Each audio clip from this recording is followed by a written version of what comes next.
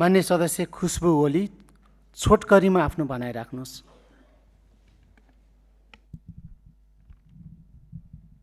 सम्माननीय सभामुख महोदय, प्रधानमन्त्रीज्यूको अभिव्यक्तिले यस सदन मात्र होइन, मुलुकको संवैधानिक मर्यादा, सार्वभौमिकता र संस्थागत स्थायित्व, इन्स्टिट्युसनल स्ट्याबिलिटीमाथि नै गम्भीर प्रश्न खडा गरेको आज धेरै हप्ता बितिसकेको छ।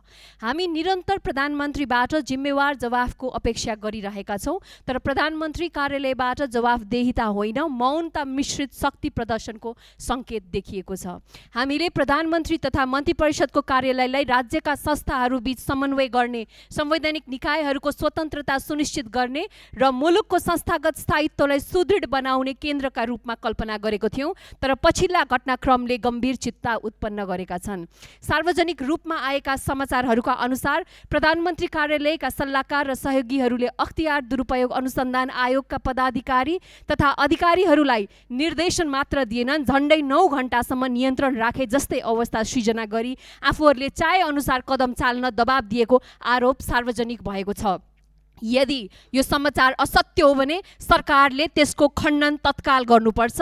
यदि सत्य हो भने यो एउटा संवैधानिक निकायको स्वतन्त्रतामाथि गरिएको प्रत्यक्ष हस्तक्षेप भएको छ। नयाँको नजिर के यही हो त? यति मात्र होइन, नेपालको दशकौँ प्रयासबाट निर्माण भएको कूटनीतिक प्रतिष्ठामाथि समेत आघात पुगेका समाचारहरू आएका छन्। कूटनीतिक नियोगका प्रतिनिधिको मर्यादामाथि प्रश्न उठ्ने गरी व्यवहार भएको भनिएको छ। यस्तो व्यवहारले अन्तर्राष्ट्रिय समुदायमा नेपालको छवि र विश्वसनीयतालाई कहाँ पुर्याउँछ?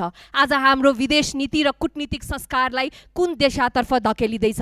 प्रधानमन्त्री र तथा मन्त्री परिषदको कार्यालयदेखि विभिन्न मन्त्रालयसम्म निजी सचिवालयको प्रभाव र हस्तक्षेप अस्वाभाविक रूपमा बढ्दै गएको भन्ने व्यापक चिन्ता व्यक्त भइरहेको छ। स्थायी प्रशासनिक संयन्त्रको भूमिकामाथि अनौपचारिक शक्ति केन्द्र हाबी हुँदै गएको अनुभूति बढेको भन्दै व्यापक सार्वजनिक गुनासाहरू आइरहेका छन्। यसले संस्थागत स्मृति, इन्स्टिट्युसनल मेमोरी, प्रशासनिक निरन्तरता र संस्थागत स्थायित्वमाथि नै प्रश्न खडा गरेको छ। राज्यका संस्थाहरूमाथि राजनीतिक कब्जा स्थापित गर्ने प्रवृत्ति यहाँ प्रत्यक्ष देखिरहेको छ। यहाँ विधि, प्रक्रिया र संस्थागत उत्तरदायित्वभन्दा व्यक्तिनिष्ठ प्रभावलाई प्राथमिकता दिने कस्तो प्रशासनिक संस्कृतिको निर्माण गर्न खोजिँदैछ?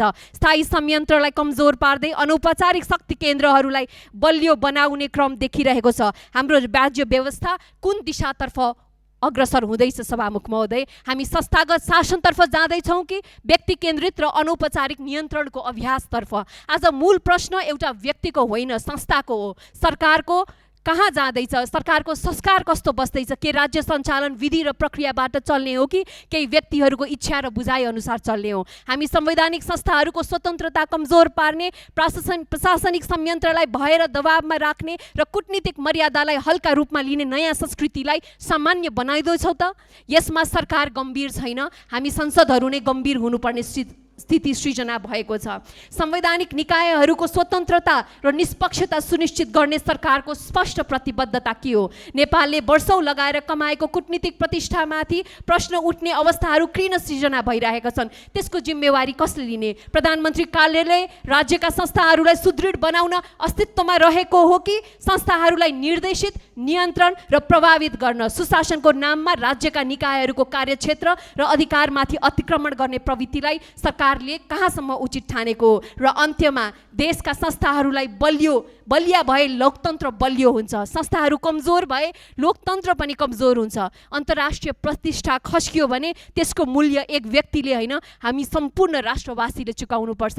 र हिजो परराष्ट्र मन्त्रीज्यूले कुवेतमा भएका घटनाक्रममा सफर जेलमा केवल 7 जना महिलाहरू रहेको यहाँ अभिव्यक्ति दिनुभयो। म उहाँलाई प्रश्न गर्न चाहन्छु, के उहाँले त्यो सफर जेलमा 24 घण्टा अघि मात्रै बसेर फर्केकी चेलीलाई बोलाएर उहाँले सोध्नुभयो कतिजना त्यो जेलमा छन् भनेर?